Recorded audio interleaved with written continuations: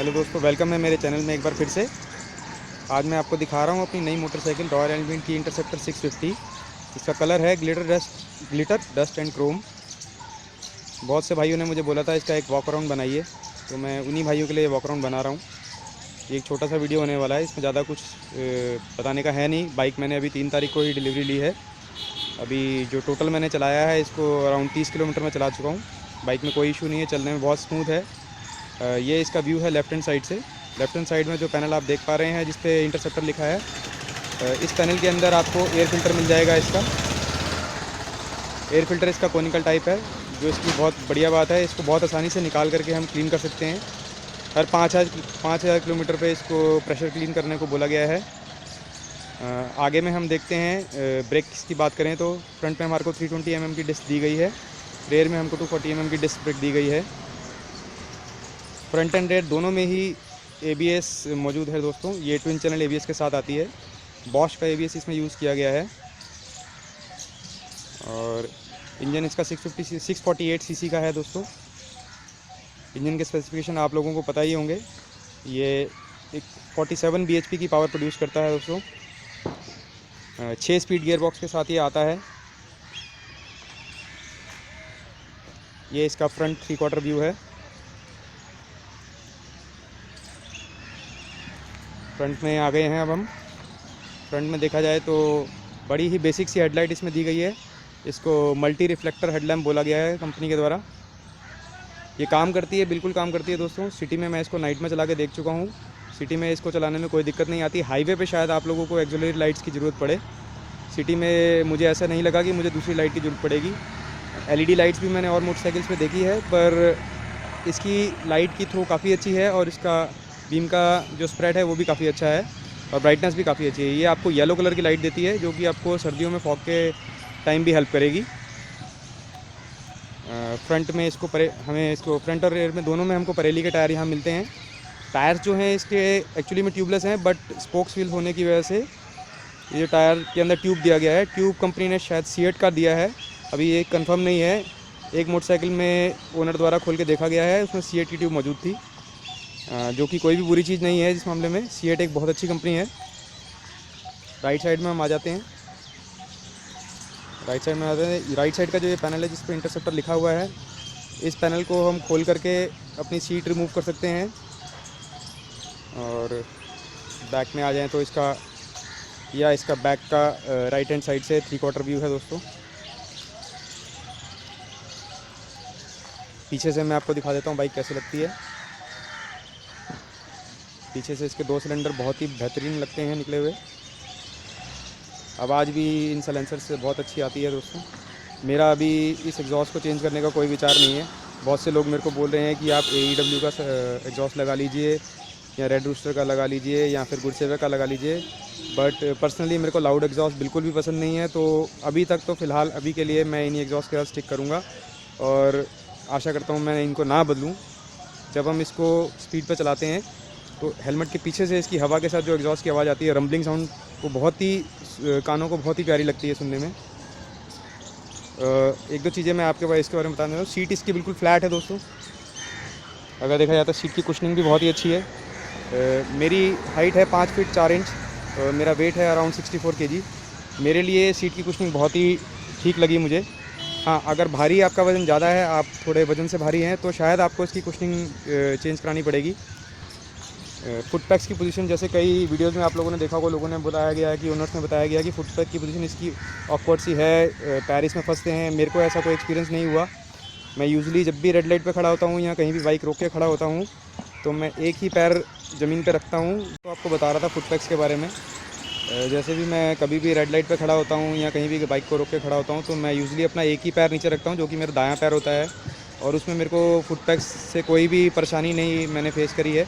जैसे कि एक आधा वीडियो में आपने या कहीं पे भी आपने इंटरनेट पे रिव्यूज़ में पढ़ा होगा, कुछ ओनर्स ने कंप्लेंट करी है कि फुट पैक की पोजीशन इस तरह की है कि आप जब गाड़ी खड़ी करके पैर को इतना चौड़ा करके रखना पड़ता है कि साथ वाला गाड़ी वाला कहीं आपके पैर पर पैर ना चढ़ा दे। पर मैंने ऐसा कुछ नहीं फील किया दोस्तों। हो सकता है कि बहुत लंबी हाइट वालों के लिए या मेरे से छोटी हाइट वालों को कुछ फुट पैक की पोजीशन से दिक्कत हो। एक चीज़ इस बारे में मैं आपको और बताना चाहता हूँ, अगर आप सीट पे बहुत पीछे बैठते हैं तो हो सकता है कि फुट पैक की जो ये पोजीशन है, पैर आपका फुट पैक के पीछे आए। पर मैं यूजुअली सीट में इस तरफ बैठता हूँ तो मेरे को ऐसे फुटपैक से कोई दिक्कत नहीं आई है। पैर मेरा बिल्कुल फुटपैक के इस तरफ पड़ा रहता है, या अगर राइट पैर होता तो मेरा बिल्कुल फुटपैक के इस सीध में आया जाता है। तो फ्रंट में अगर हम इसमें आते हैं, इसके इंडिकेटर बेसिक से इंडिकेटर हैं इसमें। एक मल्टी रिफ्लेक्टर हेडलैम्प है इसके अंदर। हेडलैम्प में आपको हेलोजन लैम्प मिलेगा। रिफ्लेक्टर्स में भी आपको नॉर्मल बल्ब मिलेंगे। एलईडीज़ आपको कहीं भी इस्तेमाल नहीं की गई हैं इस मोटरसाइकिल के अंदर। मैं रियर व्यू मिरर आपको दिखा दूं। इसमें राउंड शेप के chrome rear view mirror stock ही आते हैं कंपनी से। मेरे को ये बिल्कुल एडिक्वेट व्यू प्रोवाइड करते हैं। अभी मैं कंपनी से राइट साइड का जो इसका रियर व्यू मिरर है उसको एडजस्ट करवा के आया हूँ। और फील्ड ऑफ व्यू जो मेरे को ये पीछे का दे रहा है बिल्कुल फर्स्ट क्लास दे रहा है, इसमें मेरे को कोई दिक्कत नहीं आ रही है। ये वाला पैनल जो मैं आपको दिखा रहा था, इस पैनल को हम खोलते हैं तो यहाँ से हम सीट को रिमूव कर सकते हैं। इसी के अंदर हमको टूल किट और फर्स्ट एड किट अपनी मिल जाएगी। रियर जो शॉक्स हैं इसके, यहाँ पे कंपनी ने गैस चार्ज गैब्रियल के शॉक्स यूज़ करे हैं। पहले जो इनकी कॉन्टिनेंटल GT 535 आती थी उसके अंदर इन्होंने पायोली के शॉक्स यूज़ करते थे, जो कि एक इटालियन कंपनी है। रॉयल इनफील्ड ने यहाँ कॉस्ट कम करने के लिए गैब्रियल के शॉक्स यूज़ करे हैं। और गैब्रियल कोई बहुत बुरी कंपनी नहीं है, एक बहुत अच्छी कंपनी है। बहुत सालों से गैब्रियल रॉयल एनफील्ड के लिए शॉक्स बनाती है आ रही है, और भी बहुत सी कंपनी के लिए शॉकर्स बनाती आ रही है। और ये कुछ बच्चे आए हैं मज़े लेने के लिए, इनको भी वीडियो में देख लीजिए। नाम बताओ अपना। सागर। हाँ चलो हेलो करो ऐसे करके। मोनू। यहाँ मैं आपको फिर से दिखा दूँ। ये एक इन्होंने प्यारा सा कवर लगाया है एल्युमिनियम का, ब्रश एल्युमिनियम का। इसके पीछे आपकी थ्रॉटल बॉडी है दोस्तों। ये एयर इंटेक से पाइप आ रहा है। इस साइड में आपका एयर फिल्टर है। एयर फिल्टर, हाँ बेटा, बुलेट की नई वाली है। एयर फिल्टर जो है हमारा यहाँ पे कॉनिकल शेप का पेपर टाइप का दिया गया है, जो कि परमानेंट टाइप कंपनी बोलती है। इसका जो है हमें हर 5000 किलोमीटर बाद क्लीन करने को बोला गया है। ये इसका गियर लीवर है। इसमें आपको सिंगल साइड गियर लीवर मिलेगा, मतलब कि आपको एक ही तरफ से आपको पैर नीचे फंसा के इसको ऊपर डालना पड़ेगा। ये लेग गार्ड है जो कि मैंने कंपनी से ही लिया है। ये रॉयल एनफील्ड का अपना ओरिजिनल एसेसरीज़ में आता है। ये 3100 का मेरे को पड़ा है। यहाँ इन्होंने इंजन के दोनों साइड पे ये वाले हीट शील्ड्स दिए गए हैं, हीट गार्ड दिए गए हैं, ताकि आपका घुटना इंजन के साथ टच ना हो। और ये टैंक पे ये बहुत ही प्यारा सा लोगो जो है रॉयल एनफील्ड का, ये इन्होंने नया निकाला है। ये इंटरसेप्टर और कॉन्टिनेंटल GT के बाद से अब इनकी आने वाली कई बाइक्स में आप देख सकते हैं, जो भी इनकी जो नई ट्रायल्स करके बाइक्स आई हैं उसके अंदर भी यही वाला लोगो इन्होंने यूज़ किया है। कुछ जो इंटरसेप्टर के अंदर जो डुअल कलर में बाइक्स आ रही हैं उसके अंदर आपको इस लोगो की जगह रॉयल एनफील्ड लिखा हुआ मिलेगा। अच्छा, अब हम डायल्स की बात कर लेते हैं। अगर हम फ्रंट में देखें, फ्रंट में मैंने कोई भी फ्लाई स्क्रीन जो रॉयल एनफील्ड प्रोवाइड करती है वो नहीं लगाई है, क्योंकि मैंने उसकी क्वालिटी देखी थी, बहुत फ्लिमजी सी मुझे लगती थी कि अगर आप ऐसे करके उस पर हाथ रख दें तो टूट जाएगी। और कुछ बहुत बड़ा वो विंड डिफ्लेक्शन भी प्रोवाइड नहीं करती है जो विंडशील्ड है, इसलिए मैंने अभी उसको अवॉइड कर दिया। मैं एक आधी हाईवे की राइड लगाऊंगा, उसके बाद मैं देखूंगा विंडशील्ड की ज़रूरत पड़ती है या नहीं पड़ती है। अगर पड़ेगी तो मैं कुछ बड़ी सी विंडशील्ड इसके अंदर के बारे में सोचूंगा। यहाँ आप अगर मैं आपको डायल्स दिखा दूँ, बिल्कुल बेसिक से डायल मिलते हैं। यहाँ पे कुछ भी फैंसी नहीं है। यहाँ पे हमें कुछ भी फैंसी नहीं मिलता है। थोड़ा फोकसिंग में कैमरे को दिक्कत हो रही है। यहाँ पे कुछ भी हमें फैंसी से नहीं मिलता है। 200 तक की स्पीड के लिए ये डायल्स मार्क किए गए हैं। और इस साइड में आपको टैकोमीटर मिल जाएगा। यहाँ पे आपको टैकोमीटर मिल जाएगा दोस्तों।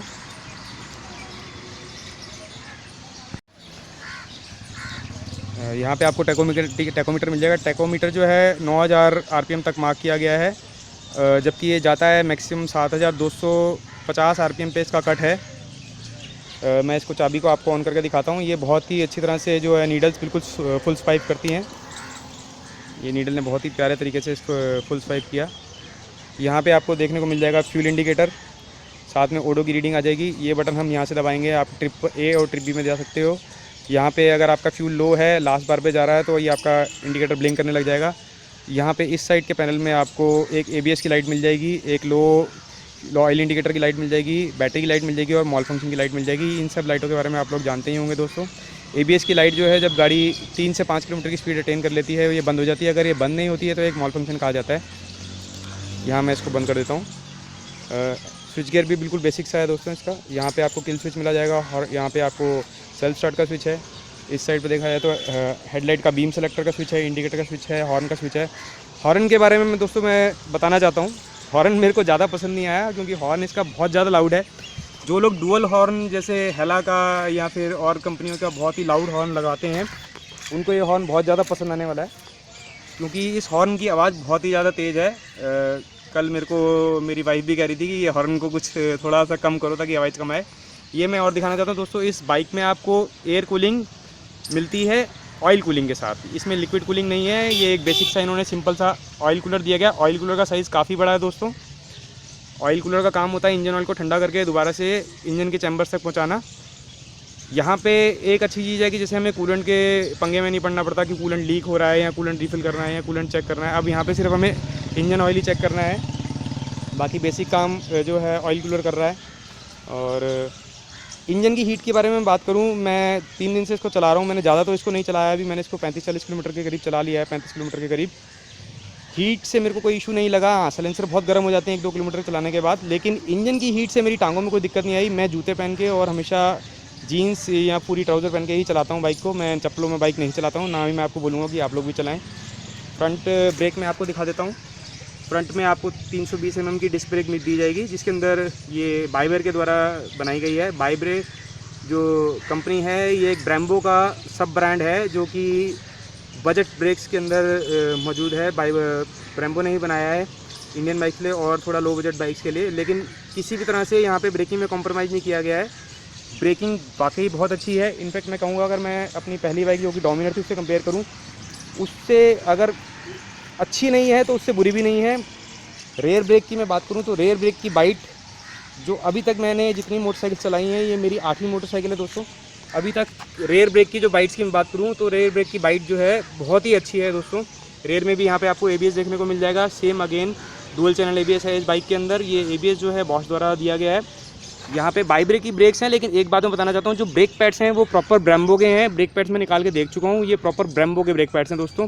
सर्विस सेंटर में मैंने ब्रेक पैड निकलवा के आज देखे थे तो ब्रेम्बो के ब्रेक पैड्स हैं, इसमें कोई भी कॉम्प्रोमाइज़ कंपनी ने नहीं किया है। रेयर में आपको 130, 70, 18 इंच का टायर मिल जाएगा परेली का, फैंटम स्पोर्ट्स फॉर्म। ये एक ट्यूबलेस टायर है, इसके अंदर ट्यूब में दी गई है जो मैं पहले बता चुका हूँ। फ्रंट में अगर हम देखते हैं, फ्रंट में भी आपको परेली का स्पोर्ट्स कॉम्प टायर देखने को मिलेगा। ये साइज़ है इसका 100/90/18। ये भी अगेन एक ट्यूबलेस टायर है। रॉयल एनफील्ड फ्यूचर में बहुत ही जल्दी ओनर्स के लिए अलॉयज़ का इंतज़ाम करने वाली है। एक्चुअली में इनके पास जो है फ्रंट का 18 इंच का अलॉय तो मौजूद है, पर रेयर में 18 इंच का अलॉय अभी मौजूद नहीं है। जल्दी ही ये अलॉय आने वाला है। जब वो अलॉय एक बार मार्केट में आ जाएगा फिर मैं सोचूंगा अलॉय लगवाने की। अगर वो बाइक के लुक के साथ जाता है, अलॉय लगवाने के बाद एक फ़ायदा ये हो जाएगा कि ये टायर ऑलरेडी ट्यूबलेस है तो मेरे को ट्यूबलेस टायर्स नहीं खरीदने पड़ेंगे। तो इन्हीं टायर के साथ जो है वो बाइक जो है ट्यूबलेस टायर में कन्वर्ट हो जाएगी। यहाँ पे आप टैंक पे देख लीजिए दोस्तों, ये इसका टैंक का व्यू है टॉप का। बहुत ही अच्छी सी इसमें गोल्ड पेंट स्टैपिंग करी गई है। ये जो इसका फ्यूल कैप है, इसको कंपनी मोन्जा स्टाइल फ्यूल कैप बोलती है। एक थोड़ी सी जो बुरी बात लोगों को लग सकती है वो ये है कि जो फ्यूल टैंक है ये आपका पूरा की पूरा हाथ में आ जाता है, ऐसे निकल जाता है। ये आप मतलब कि लगा नहीं सकते हैं इसके अंदर को, मतलब अपने हाथ में जब भी आपको पेट्रोल भरवाना है तो फ्यूल आपको अपने हाथ में रखना पड़ेगा। बंद करना इसको बहुत आसान है। और रॉयल एनफील्ड की मोटरसाइकिल मैंने यूज़ करी है, उसमें तो फिर दिक्कत होती है फ्यूल टैंक को कैप को इनिशियली खोलने में, बंद करने में उसकी रबड़ बहुत टाइट होती है। यहाँ पे ऐसा मैंने कुछ भी बिल्कुल फेस नहीं किया। एक वियर्ड चीज़ जो मेरे को शोरूम वालों ने बोली थी कि टंकी पूरी ऊपर तक फिल ना कराएं, तो उसका कोई रीज़न नहीं है, ऐसे इन्होंने क्यों बोला, जो कि मैं उस रीज़न को समझ पाता हूँ कि वो समस्या सारी ही BS4 बाइक में मौजूद है। एक वैक्यूम बन जाता है टैंक के अंदर, हो सकता है उसको अवॉइड करने के लिए इन्होंने बोला हो। तो और कुछ रह गया हो तो मैं फिर से एक बार आपको दिखाने की कोशिश करता हूँ बाइक को चारों तरफ से।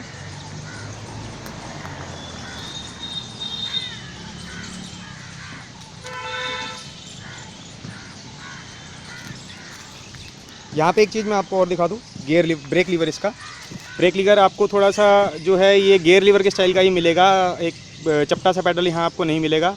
ये इसका ऑयल डिस्प्ले विंडो है। यहाँ से हम इंजन ऑयल का लेवल को चेक कर सकते हैं कि इंजन का लेवल ठीक है या नहीं है। इंजन में यहाँ पे रॉयल एनफील्ड की इनग्रेविंग मिलेगी आपको, बहुत अच्छी चीज़। थोड़ा सा एक केयरफुल चीज़ आपको ध्यान रखनी पड़ेगी। कुछ लोग जो पहली बार इस तरह की बाइक चला रहे हैं जिसके अंदर इंजन थोड़ा बड़ा होता है, बाहर की तरफ निकला होता है, जो कि पैरेलल ट्विन इंजन है, थोड़ा सा इंजन की वेट ज़्यादा है। ब्रेक लीवर जो है इंजन से बहुत ही ज़्यादा क्लोज है, तो ब्रेक इस्तेमाल करते टाइम आपको, अगर आप चप्पल में चला रहे हैं खासतौर पर ध्यान रखना पड़ेगा, नहीं तो आपका पैर सड़ जाएगा। यहाँ पे एक छोटी सी हीट शील्ड इन्होंने कंपनी प्रोवाइड करी है, जो कि यह भी गर्म होती है पर इतना गर्म नहीं होता है। पिलन के फुट पैक्स दिए हैं, ये भी बहुत अच्छे से खुलते हैं और बंद होते हैं। थोड़ा सा इनका पोजीशन ऊपर है, अगर आपका पिलन थोड़ा ऊंची हाइट का है तो हो सकता है उनको बैठने में थोड़ा सा प्रॉब्लम हो ज़्यादा देर के लिए, क्योंकि फिर आपके पिलन के जो नीज थोड़े ज़्यादा बेंड रहेंगे। मैंने अपनी वाइफ के साथ इस बाइक को सिटी में चलाया है थोड़े टाइम, तो उसको ऐसी कोई समस्या नहीं उसने फेस करी, क्योंकि हमारी हाइट जो है दोनों की, हम बहुत ऊंचे नहीं हैं हाइट से। तो यहाँ दोनों तरफ आपको स्पार्क प्लग दिखने को मिल जाएंगे, दोनों सिलेंडर का एक एक स्पार्क प्लग है, एक इस तरफ दूसरी तरफ। ये हीट शील्ड मैंने आपको पहले दूसरी तरफ दिखाई थी, यहाँ पे भी सेम हीट शील्ड यहाँ भी मौजूद है। सेम रॉयल एनफील्ड का लोगो है, जो कि बहुत प्यारा लगता है। क्रोम में एक बहुत अच्छी फिनिश प्रोवाइड करती है बाइक।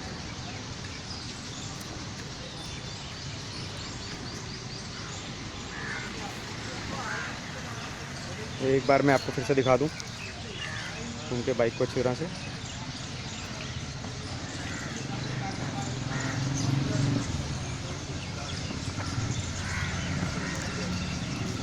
तो ये था दोस्तों एक छोटा सा वॉक अराउंड और एक छोटा सा मेरा इनिशियल रिव्यू बाइक का। अभी आज ही मेरे को इस बाइक का नंबर मिला है, तो अब मैं नंबर थोड़ा सा इसके ऊपर लिखवा करके कहीं राइड पे जाऊंगा, फिर मैं आगे बताता हूँ आपको जैसे जैसे मेरा इसका ओनरशिप का अनुभव रहता है। थैंक्स दोस्तों, थैंक्स फॉर वॉचिंग।